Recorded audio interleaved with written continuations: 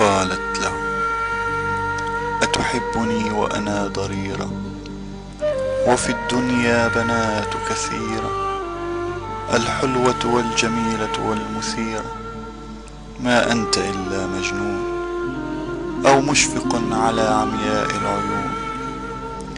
قال: بل أنا عاشق يا حلوتي، ولا أتمنى من دنيتي إلا أن تصيري زوجتي، وقد رزقني الله المال وما أظن الشفاء محال.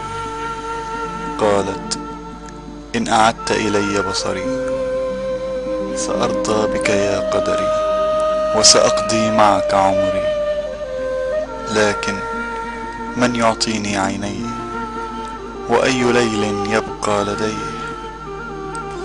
وفي يوم جاءها مسرعا: أبشري قد وجدت المتبرعا، وستبصرين ما خلق الله وأبدع، وستوفين بوعدك لي، وتكونين زوجة لي.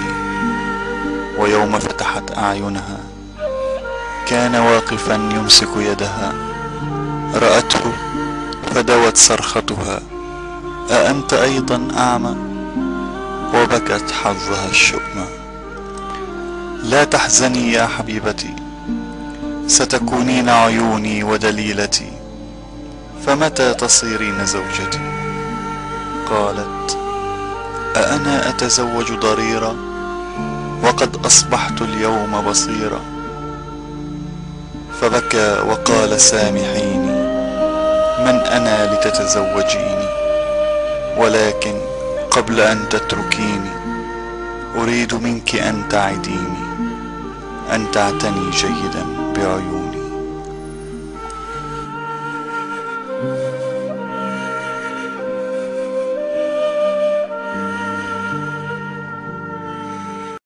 عم بفكر فيك من زمان يا موقع دوام.